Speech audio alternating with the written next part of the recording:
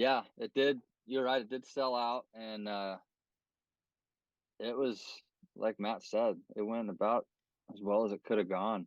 Um, I was shocked at the chemistry that was still there and Mhm. some of that energy because we hadn't. I mean, we went and recorded with Joey Bradford in April, and before then, we hadn't had more than two of us together since 2005 or six. And so that was the first time, but we did not play live.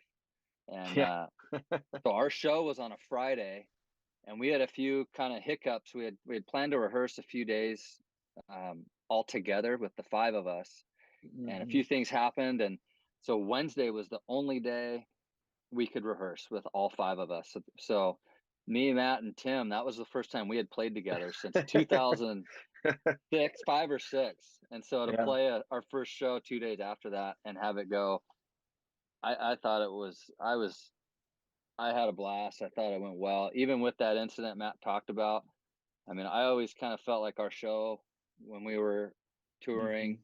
regularly, our show always kind of felt like a train about to come off the tracks, but it never does. And that's about what the show felt like to me. Yeah. So it Yep. felt just like it was like 20 years ago to me, except my kids were right in front of me. And we did manage to put my 4-year-old to sleep by 10:45. She was asleep on my wife's shoulders. I don't know how she did that, but Nice. That's awesome. Yeah, I forgot about that week. I mean, if you like even just thinking about those the way that week went and hearing, seeing comments on, when Threads was launched by Instagram, I was seeing all these it was right after our show. People were just commenting and talking about um it's all, like they were commenting about how good we sounded live, and it just blew me away because, like Kyle said, we had one practice, like we practiced one time, and for it just to go that well and feel so good, I think it's a testament to a few things. I think it's testament to the guys in the band, just how hard everybody works at their craft and wanting to be good, but then also just like Kyle said, the chemistry that we have. There's just you know that's what made Letter Kills was we had something together that was really meaningful, and so it's fun to experience it again.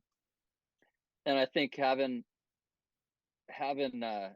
Gene on drums, who is he's a rock and roll, and he has some showmanship, and but he is Hmm. solid on drums. So having that to Yep. depend on, and having Cody on rhythm, and then backup vocals like he did, they were solid. There was Yeah. no question marks there. So that allowed us to really focus in. Um, Tim to do his thing, and then I was kind of surprised. Matt and I always we were probably the most mobile on stage back in the We're day, Yep. and it was a Definitely tight dance stage partners. there. Yes, and it was a tight stage there, and I was pleasantly surprised that we did not have any major incidents with we were still able to do the dance. Yep.